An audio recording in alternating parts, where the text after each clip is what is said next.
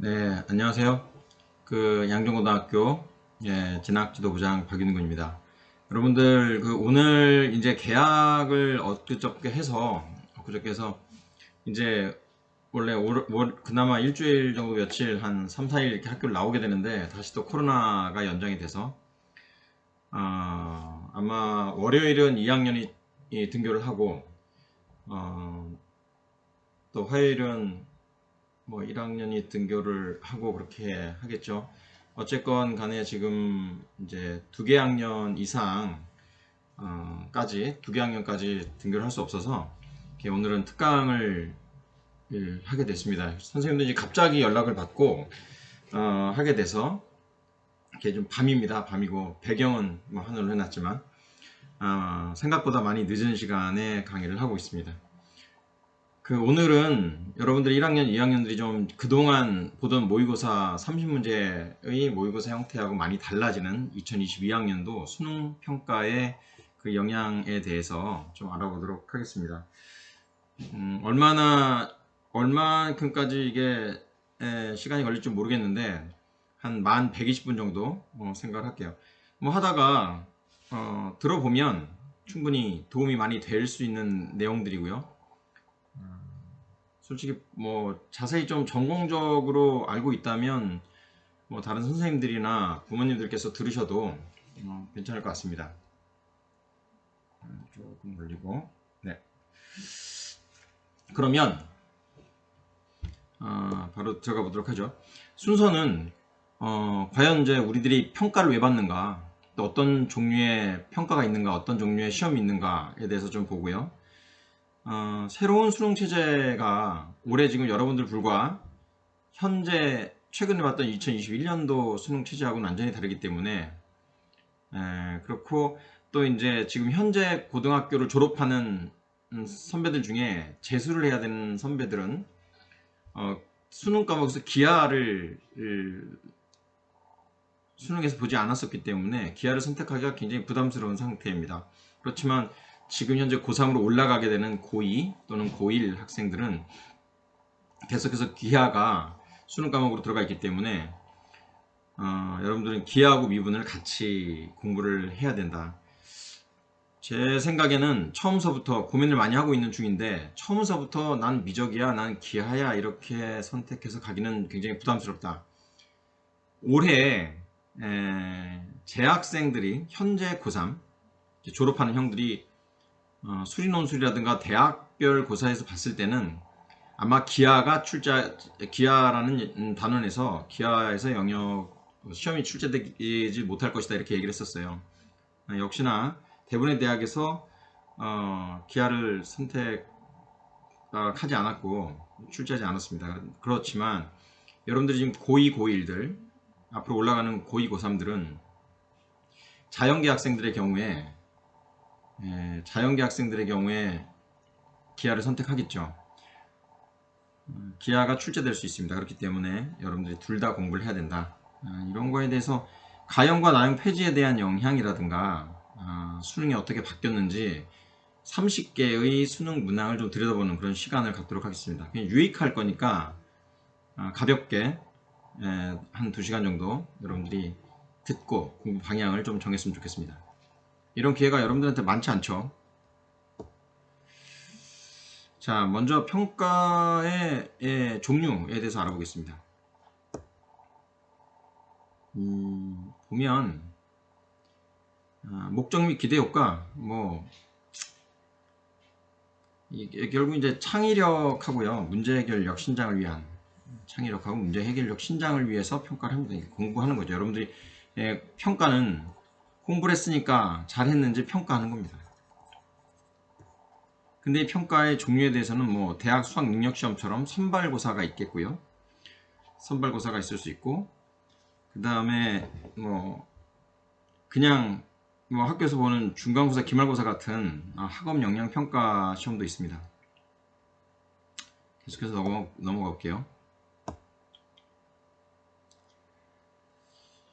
그러면 정기고사라고 하는 중간고사, 기말고사는 중요하죠. 왜 중요하냐? 이게 지금 내신이 중요한 거 아니에요. 사실상 이 시험의 목표는 여러분들이 교과서에 있는 내용을 풀 수 있느냐 하는 것만 평가하면 됩니다. 그러니까 이 양정고등학교 같은 경우에 학생들은 대부분 다 아주 좋은 성적을 받겠죠. 그러니까 다 모두 다 1등급을 줘도 됩니다. 그런데 단위학교에서 보면 이게 지금 수능에 대한 입학 사정관 평가 요소로 사용이 되다 보니까 서열을 매겨야 되죠. 이게 치열해지게 되는 겁니다. 치열해진다. 그래서 문제는 어려워지고 막 그렇게 되는데, 본연의 목표는 교과서에 있는 문제들을 풀 수 있느냐 하는 거지, 치열하게 서열을 나누려고 하는 문제는 아니에요. 그럼 그냥 쉬운 교과서 수준의 문제만 내면 되는 거 아닙니까? 그것이 바람직한데 지금 현실은 그렇지 못하다.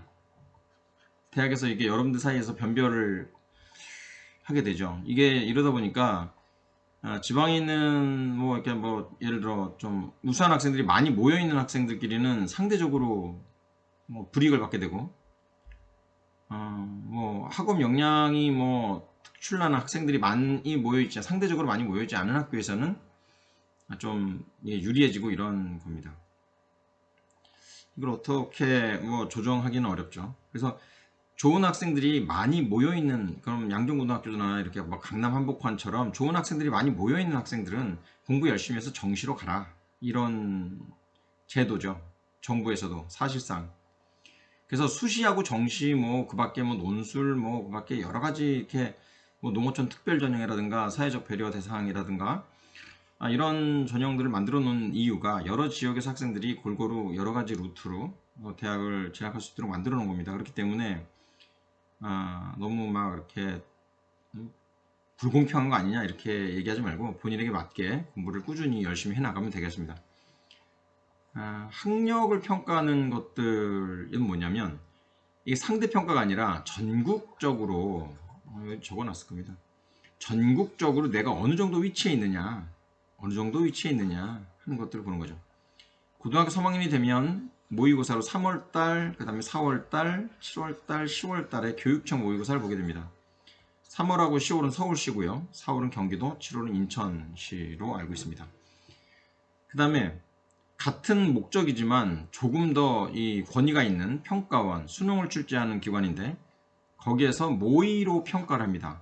6월달하고 9월달에 두 번을 보게 되고, 세 번째 보는 11월달은 실전이라고 보죠. 그날 한 번의 시험이 모든 걸 결정을 하게 되죠. 굉장히 정제된 문제들을 하고 있습니다. 정제된 문제들로 하고 있다. 그 다음에 선발하는 평가들이 많이 있죠. 선발 평가, 이거 실전입니다. 실전. 몇 명만 선발하면 돼요. 그러니까 이거는 아까 정기고사하고는 완전히 대비되는 시험이죠. 자, 평가할 때부터 줄을 세우는 게 아니라 학생들이 있다면 상위권에 있는 소수의 학생들을 선발해내기 위한 시험이라고 보면 됩니다. 물론 최상위권 대학, 중위권 대학, 또 일반적으로 전문대학까지 다 해서 여러 가지가 있지만, 일반적으로는 선발 시험이라고 하는 것이 필요한 경쟁률이 10대 1이다 그럼 10대 1이다 그러면 이 나머지 2등서부터 9등까지는 중요하지 않죠. 1등만 이제 한 명 뽑아내는 그런 시험이고, 여러분들이 여기에서 이제 우수한 성적을 받으면 본인이 가고 싶은 대학의 눈높이가 높다 보면 여기서 좀 더 열심히 공부를 많이 시험 좋은 성적을 받아야 된다, 그런 거고요. 대표적으로는 이제 수능이고요. 그 다음에 이제 논술고사가 있고요. 이건 대학별 자체고사로 보죠. 그 다음에 사관학교 시험, 국간사까지 4개, 육군, 해군, 공군, 국간사. 여기인데 이제 국영수 중심으로 봅니다. 7월 말 정도에. 이것도 이제 실전이고, 경찰대 시험도 마찬가지, 전통문화예술대학교도 이제 국가 차원에서 치러지고 있는 시험입니다. 이런 건 알 수 없고 알고. 일반적으로 EBS 문제를 꼭 풀어야 됩니까 하고 물어보는데, 꼭 풀어야 될 필요는 없죠. 그렇지만 굉장히 정제된 문제입니다. 정제된 문제고 수능에 가까운 문제고, 쓸데없는 거 물어보지 않고 계산이 쓸데없이 복잡하거나 이런 게 아니라 사고력을 물어보는 좋은 문제들로 구성되어 있기 때문에 풀어보자 이겁니다. EBS를 굳이 풀 필요가 있느냐 한다면 굳이 안 풀 필요가 있겠느냐 이렇게 얘기할 수 있죠. 50%로 떨어졌지만 그 다음에 간접 연계가 됐어요. 간접 연계라는 얘기는 직접적으로 그 지문이 사용되지는 않는 거고, 수학은 큰 의미가 없죠. 수학은 큰 의미가 없지만 그냥 좋은 문제 풀어본다는 차원에서 안 풀어볼 필요가 없다 하는 겁니다. 그러면 자, 출제 문항 구성에 대해서 이미 다 잘 알고 있겠지만 수학 원투는 공통문항으로 여러분들 22문제만 나옵니다. 22문제 중에서도 11개, 여기서 11문제가 나옵니다. 약간의 이 개상은 있을 수 있지만 보통 11개 나올 것으로 추측하고 있고요. 이제부터 8문제, 8문제, 그리고 이 기하에서 8문제씩을 내죠. 그동안은 미적이 12문제가 나왔다면, 또 여기가 8문제가 나왔다면, 뭐 기하도 9문제 정도씩 이런 정도의 비율로 미적분이 절대적으로 높게 나왔었는데, 이젠 그 위상들이 비슷해졌고요. 난이도도 가장 미적분이 높았지만 난이도도 얘는 떨어지고 얘도 얘는 좀 올라갈 수는 있겠지만 얘도 아마 이 확통 수준으로 다 맞춰지게 될 것 같습니다. 그리고 나머지 수학은 모든 학생들이 공통적으로 공통과목으로 배우곤 있지만 시험 범위에선 빠지고요. 나머지는 수능에서는 모두 다 진로 과목은 수능 과목이 아니다. 자연계에서 과학 2 과목이랑 기하만 수능 과목의 진로 선택 과목 중에 이렇게 2개만, 4과목이죠. 4과목하고 4과목 중 하나, 3과목 중 하나만 기하가 수능에서 보게 된다는 겁니다. 알고 있는 거죠.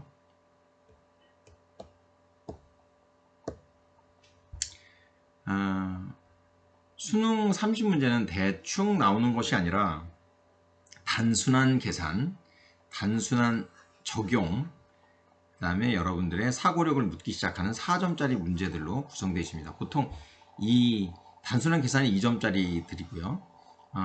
이해들이 3점짜리 문제라고 보면 됩니다. 물론 4점짜리 중에서도 이해가 있지만 대부분은 2점짜리 3개랑 3점짜리 14개로 이루어져 있는 17개의 문제들은 매우 빠르게 숙달이라는 말을 선생님이 개인적으로 좋아하지 않는데 개념을 이해하고 있다면 빠르게 풀 수 있는 그런 정도의 어떤 이해력을 갖고 있어야 된다. 자, 추론이란 거랑 이 뒤에서 나오는 문제 해결이 있는데, 문제 해결력. 수학을 왜 공부하냐면 공식을 단순히 외우는 게 아니라 주어진 조건, 중요합니다. 주어진 조건으로부터 문제를 해결하는 겁니다. 방법을 찾는 거예요. 소위 말하는 머리가 좋은 아이들이 잘합니다. 그리고 또 풀려고 열심히 집중하는 학생들이 잘해요. 근데 추론 능력 중에서도 연역적 추론이라 그래서 박스형 문제가 있죠. 박스형 문제. 박스형 문제는 아마 수학 1에서 나올 것으로 생각돼요. 여러분들은 2015에서는 2009 교육과정, 여러분들 이전의 교육과정에서는 확률과 통계에서 박스형 문항이 나왔었어요. 근데 지금 2015 여러분들한테는 수학 1에 수열 파트에서 나오게 될 확률이 많지 않을까 이렇게 생각을 하고 있고요. 30개의 문제 중에 반드시 하나는 박스형 문제가 나온다. 그 다음에 발견적 추론이란 건 뭐냐면 0, 1, 2, 0, 1, 2 예를 들어 이렇게 나오는 게 이게 뭐 100번째 숫자는 무엇이겠는가 이런 문제들처럼 발견적 추론 하는 문제가 또 나옵니다. 이런 문제가 나오고요. 이런 문제 중에는 발견적으로 추론해 나간다, 단계적으로 추론해 나가는 문제는 합답형이라고 하는 게 있습니다. 기억, 니은, 디귿 문제. 근데 이 기억, 니은, 디귿 문제가 굳이 수학 1 공통에서 지수로 함수 그래프에서 나오는 경향을 보였지만 이것이 지금 여러분들한테 얘가 지금 수투에서 미분이나 적분에서 나올 수 있는 가능성을 충분히 가지고 있고요. 예시문항에서도 수능 예시문항이요. 2020, 2022, 2022 예시문항에서도 수투에서 나왔습니다. 좀 내려가 있으나 나왔습니다. 그리고 이렇게 당연히 나오는 문제들은 여러분들이 유형을 잘 연습해서 당황하지 않도록 이렇게 해놔야겠습니다. 그냥 당연히 맞아야 되는 것들입니다. 그 다음 가장 중요한 문제 해결, 가장 많죠. 대부분의 4점짜리들입니다. 4점짜리들. 대부분의 4점짜리들. 추론 포함하면 13개에다가 플러스 3개, 추론 3개에다가 문제 해결 한 10개 정도에서 13개 정도의 4점짜리가 나오게 되죠. 4점 몇 개 나온다고요? 13개 나옵니다. 13개. 여러분들이 지금 보면 9번에서 15번 요게 지금 주관식이에요. 주관식 4점짜리, 객관식 4점짜리. 요거 또 하나 고쳐놨네. 요거는 20번서부터 22번 20, 21, 22 이렇게 3개, 여기 4점짜리 주관식. 28번 객관식 4점, 요거는 주관식 4점입니다. 물론 28번서부터 여기까지는, 28번부터 여기까지는 요건 지금 선택이고요. 여기 앞에는 공통입니다. 즉 다시 말하면 얘는 선택, 요거 틀렸다 그랬어요. 요거 20번서부터 22번 선택, 공통 과목. 그 다음에 여기는 선택 과목이죠.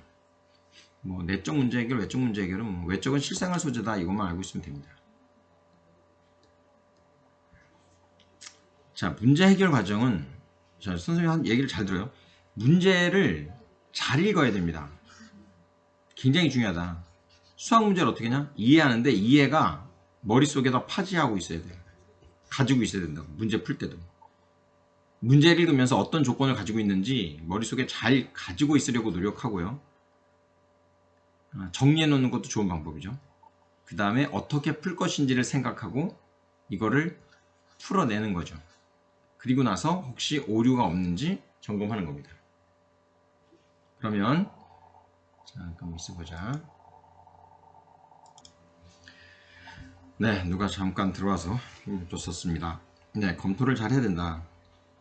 이건 뭐 여러분들은 알 필요 없습니다. 폴리아라는 사람이 얘기했던 문제를 잘 풀기 위해서 이렇게 이런 단계를 거친다는 얘기들이 있는데, 여러분들이 이건 당연한 결과입니다. 그런데 공부를 잘하는, 수학을 잘 푸는 학생들을 보면 문제를 읽을 때 굉장히 신중하게 읽고 기억하고 있는 겁니다. 그러니까 내가 공부한 것들 중에 어떤 지식들을 사용해야 될 것인지 문제를 읽으면서 이미 어느 정도 80%는 방향을 세우게 되는 거죠.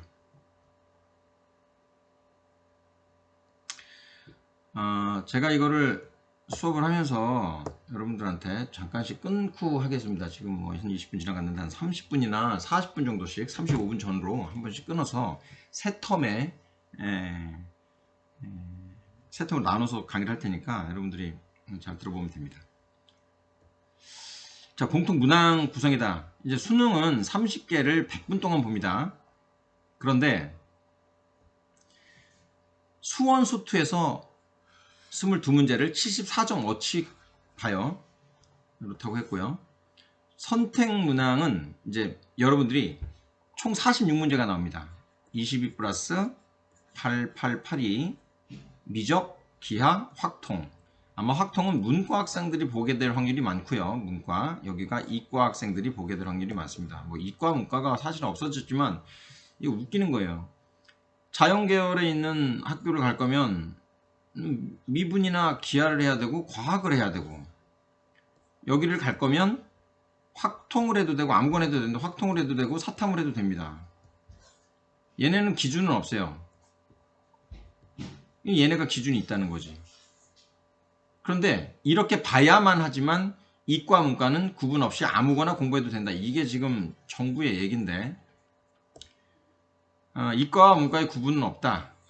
원하는 걸 공부해라. 그렇지만 대학에 이과를 갈 거면 요거를 배워야 되고 문과를 갈 거면 요거를 하면 된다. 이건 지금 뭐냐면 이전에 교육과정하고 똑같아요.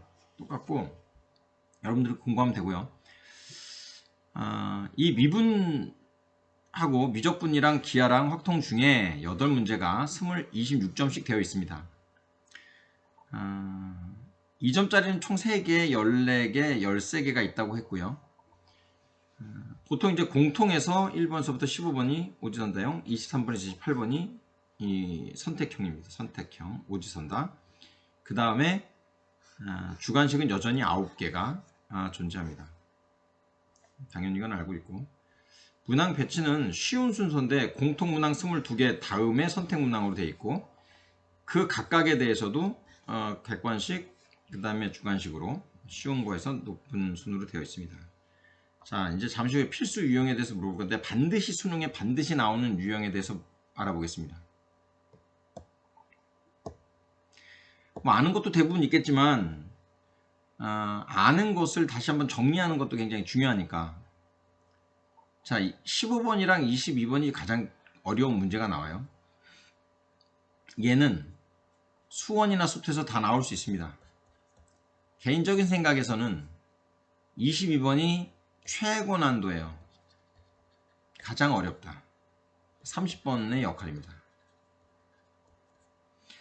15번이 예전에 21번의 객관식 가장 어려운 문제는 15번에서 나옵니다. 객관식에서 가장 어려운 문제. 그러니까 여기가 수원에서 나올지 여기가 수투에서 나올지 각각 하나씩 나오죠. 이 수원, 수투. 수원, 수투에서 각각 하나씩 나오는데 뭐 어디서 나오든지 간에 보통 작년 때보다는 수원, 수투는 조금 더 어려워질 것이다. 왜냐하면 그동안 가장 어려운 게 미적에서 나왔잖아요. 그런데 지금은 미적이 공통문항에 들어가 있지 않기 때문에 여기에서 가장 어려운 문제가 나올 거예요. 그러니까 수원하고 수투를 잘 공부해야 됩니다. 수원 중에서도 수열 파트, 그 다음에 수투에서는 다항함수에 지금 도함수에 활용하고 정적분의 활용이 2개에서 가장 어려운 문제들이 나올 겁니다. 예측이기 때문에 이건 별로 크게 신경 쓰지 않았으면 좋겠습니다. 이게 내 예상이지만 바뀔 수 있다. 충분히 바뀔 수 있습니다. 그 다음에 최신 경향을 잘 참고해야 되는데, 기니디라고 하죠. 여러분, 합답형. 기니디는 어디서든지 나올 수 있습니다. 최근에는 지수로그 함수의 그래프에서 나왔었지만 더 최근에는 미적에서 나왔어요. 그러니까 확통, 그러니까 수투에서 나왔어요. 그러니까 뭐 알 수 없다. 가장 최근을 따른다면 수투다. 근데 기니디가 나온다는 게 중요하죠. 그럼 기니디 공부는 어떻게 할 것이냐? 단계적으로 기억을 풀고 니은에 사용되고 기억 니은 중의 일부가 디귿에 사용되는 형식으로 갑니다. 그렇기 때문에 앞에서부터 잘 힌트를 찾아가야 되는 거죠. 완성형은 박스형인데 수열에서 나오다가 2009에서, 그러니까 2007에서 수열에서 나오다가 2009에서 확통에서 나오다가 2022에서 다시 수열로 나오는데, 그 유형이 스타일이 달라졌어요. 이건 뒤에 따로 다루겠습니다. 뒤에 선택 과목이란 아까 말한 것처럼 미분이랑 확통이랑 기한데, 요거는 지금 이제 그동안에는 매우 어려운 문제가 나왔었는데 그렇게 지금까지처럼 이 미적에서 어렵게 안 냅니다. 그러니까 확통은 아주 어렵게 내기가 어려워요. 미적은 아주 어렵게 낼 수 있고, 근데 확통을 보는 아이들이랑 미적을 보는 아이들이랑 선택해서 갈리잖아요. 그렇기 때문에 미적을 매우 어렵게 내면 확통을 선택하거나 기하를 선택한 학생들하고의 이 형평이 맞지 않아요. 그래서 결국은 미분은 그동안 나오는 것보다는 약간 그렇게 험난하게 나오지 않을 것이다. 올해 수능 정도에서 나오겠죠. 올해 수능 뭐 그래도 많은 학생들 풀 수 있게, 공부를 잘하는 학생들은 그래도 나름대로 100점 맞을 수 있게 이렇게 나왔었단 말이에요. 그렇게 하고 있고, 이 어쨌건 난이도가 30번의 난이도는 한 29번 정도로 그동안 보던 이전 교육과정에 29번 정도 수준에서 나오게 될 것이다. 그러니까 예전에는 이게 뭘 의미하냐면 30번 포기 하면 안 돼요. 왜? 예전에 30번은 풀지 않고 그냥 뭐 28개, 29개만 맞추면 되겠지, 뭐 이렇게 공부했던 최상위권 학생들도 30번을 포기할 수 없는 이유가 풀 수 있게 내기 때문에 그래요. 반드시 풀어야 되는 문제입니다. 상위권 대학에 가려면. 그러니까 뭐 1개, 2개 제쳐두고 푸는 뭐 96점 받고 만족하는 그렇게 하면 안 됩니다.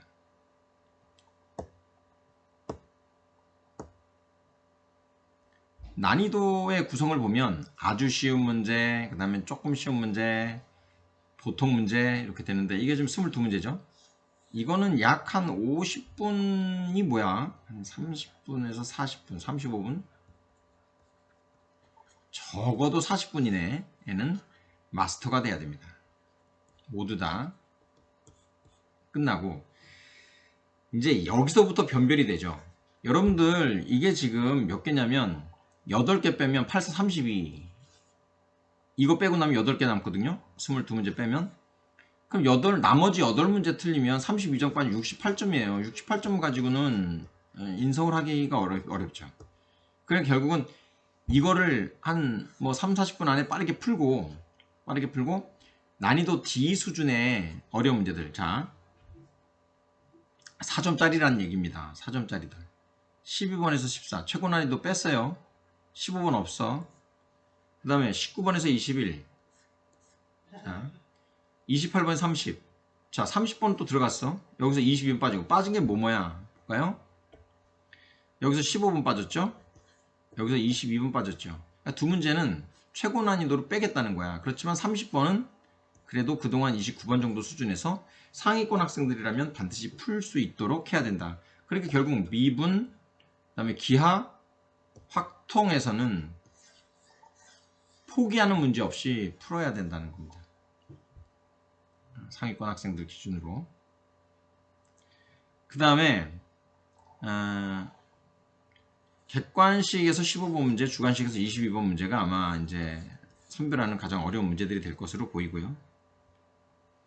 이 평균들은 여러분들 알 필요 없지만 80점 초반의 학생들이 라면 자 80점 초반의 학생들이 에게 한마디 할게요.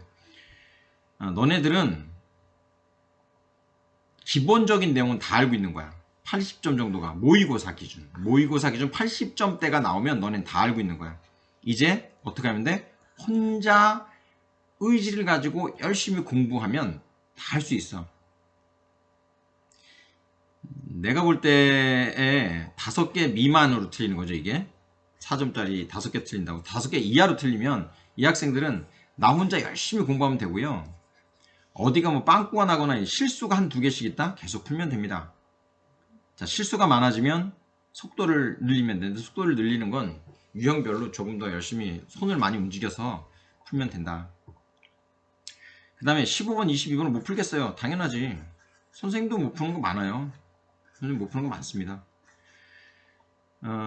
얘네를 갖고 계속해서 풀지 말고 아까 얘기한 어디야 얘네들 D수준의 이 문제들을 많이 풀면 얘네들에게 가까워집니다. 15번, 20번 쪽으로 가까워져요. 그러니까 얘네들은 뭐 이봉주 선수라고 마라토너가 있잖아요. 그 마라토너도 41km를 뛰는 마라톤에서 1년 중에 41km 다 뛰는 경우는 많지 않아요. 이렇게 정상적인 D수준의 문제를 난이도 D수준의 문제를 많이 풀면 D수준의 문제 2개 정도를 연합해서 만들어 놓는 것이 이 최고 난이도 문제들이거든요. 그렇기 때문에 얘네들을 열심히 풀면 이 15번이나 22번의 어려운 문제들도 자연스럽게 풀 수 있게 된다. 이게 선생님이 지금 뭐 학생들한테 해주는 얘기들입니다. 자, 지금 뭐 시간이 지나가고 있는데 한 단원이 끝나면 잠깐 멈추도록 하겠습니다. 수능 선발의 특징인데 모든 영역에 대해서 고르게 출제된다. 당연하겠죠. 굉장히 고르게 출제됩니다. 그 다음에 사고 능력을 측정해요. 여러분들한테 암기한 거 물어본다? 그렇지 않습니다. 그거는 이제 오히려 이해 같은 쉬운 문제에서 암기력을 묻는 거지 난이도 D 수준의 문제에서는 수학적 사고 수학적 사고가 뭐야? 주어진 조건들을 가지고 잘 생각해서 제가 조합해서 알고 있는 걸 잘 조작해서 답을 실수 없이 찾아내는데 실수가 중요하진 않아요. 복잡한 계산을 만들어냄으로써 아이들이 실수할 수 있는 영역은 최대한 배제합니다. 그걸 잘 조합해내고 아이디어를 찾았다면 그 문제를 해결할 수 있도록 문제를 출제하고 있어요. 그러니까 결국은 수업 시간에 많이 이론을 공부하지만 결국은 평가받는 것은 수학적 사고력을 평가받고요. 그거 수학적 사고력이란 건 문제를 해결하는 능력을 평가한다는 겁니다. 여기에 대해서 의심을 하면 안 돼요. 복잡한 계산은 최대한 안 내려고 노력합니다. 단순한 암기력은 쉬운 문제에서 평가해요. 당연히 쉬운 문제들은 간단하게 풀리는 거니까 그것도 기본적인 내용도 공부 안 한 학생들이 어떻게 어려운 걸 풀어. 지식의 이해와 적용 뭐 이런 건데 이거보다는 수학적 사고력을 평가하고 있다. 여러분들한테 잘 생각하세요. 생각하는 힘을 길러야 됩니다. 다양한 수준의 문제라는 건 쉬운 문제도 많이 있지만 결국 점점 더 어려워서 난이도 있는 이 수준의 위에 있는 문제들을 풀어야 된다. 참신한 문제는 뭐 당연히 있겠죠. 이건 뭐 중요하잖아요. 어쨌건 이 잘 나오지 않던 문제들을 개발하게 되고요. 수능에서는 독특하고 참신한 문제가 나올 수 있는 시스템을 가지고 있어요. 일반적으로 이렇게 많이 유형을 잘 알고 있는 선생님들도 와 이게 뭐지? 이런 건 처음 보는 문제인데 이런 스타일의 문제가 나올 수밖에 없다. 나올 수 있는 그 체제를 보면 그렇습니다. 좋은 체제를 잘 갖고 있고 여러분들이 그렇기 때문에 유연한 사고를 갖고 있어야 돼요. 자, 요건 뭐냐면 결국 이런 걸 평가한다는 거지. 수능이라든가 선발고사. 자, 선발 실전고사예요. 실전고사라고 보면 자, 이거 한번 풀어보겠어요? 풀어보시겠는지. 여기서 뭐 풀어보시라. 이거 풀면 훌륭한 거죠. 굿. 그런데 문제는 뭐냐? 중학생도 풀 수 있는 문제입니다. 중학생도. 한문으로 쓰고 이건 한글로 쓴 거는 뭐 쓸 줄 알아요. 쓸 줄 아는데 그냥 이거는 서울대학교 문제입니다. 서울대학교에서 공학 계열의 문제, 면접 문제 중에 가장 내가 볼 때는 적합한 문제라고 생각하고요.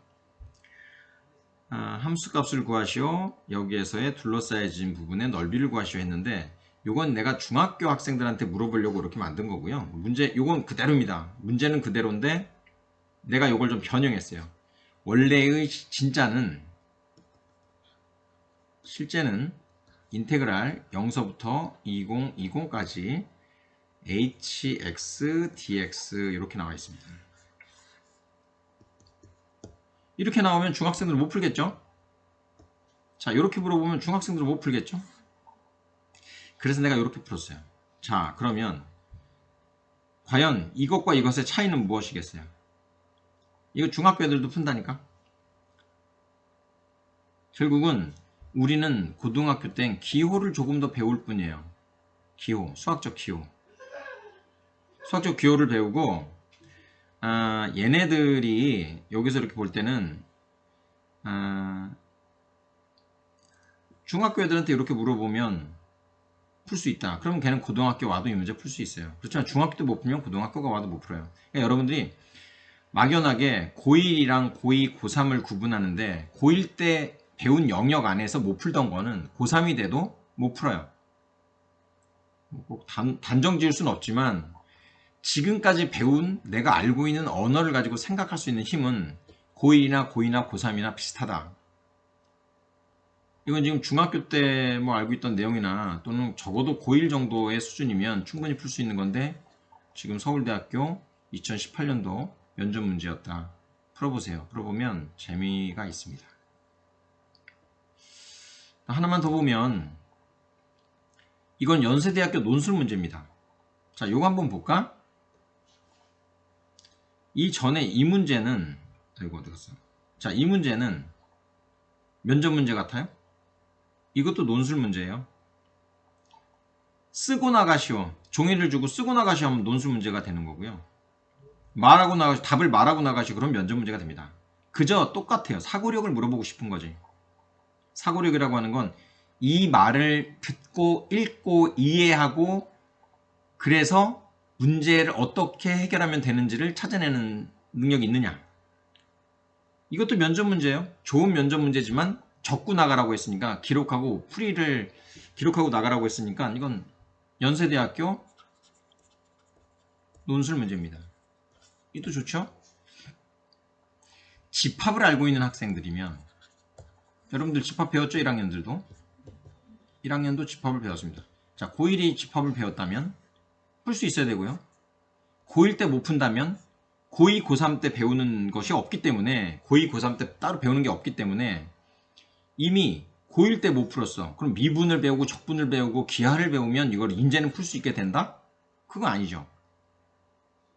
그러니까 이미 지금 여러분들은 이 문제를 충분히 풀 수 있어야 된다. 그런데 이게 사실상 쉽지 않죠. 이런 걸 물어본다고요. 자, 계산이 많이 들어가느냐? 아니요. 이거 단답형이에요. 그냥 문제를 가나의 문제를 읽고 이거 답은 얼만데? 딱 한 줄. 이거 답도 한 줄. 풀이가 한 줄이라는 거예요. 풀이 한 줄. 풀이 한 줄. 이거 3번은 조금 그래프를 좀 그려야 되는데 1번과 2번을 푼다면 이 식을 이해했다는 거고 3번도 풀 수 있다는 겁니다. 그러니까 이게 여러분들한테 묻고 싶은 것이 막 계산력? no. 계산력이냐? 아니에요. 이거를 읽고 이해할 수 있는 이해력과 그로부터 문제를 간단하게 해결하는 전략을 간단한 전략이라도 세울 수 있느냐 하는 것들을 우리가 물어보고 있는 거고 수능에서도 이런 것들을 평가하고 있다. 그러니까 막 고생해가면서 막 많이 풀고 깜지 쓰고 이럴 필요가 없어요. 생각을 해라. 생각하는 힘. 자, 그럼 또 하나 질문해 볼까? 왜 대학교에서는 국영수사가 다 공부하고 뭐 수능에서도 다 공부하는데 내신도 안 보고 아무것도 안 보고 수학 문제 3개 정도 내가 꼭 잘 풀면 그냥 뽑습니다. 왜 그럴까요?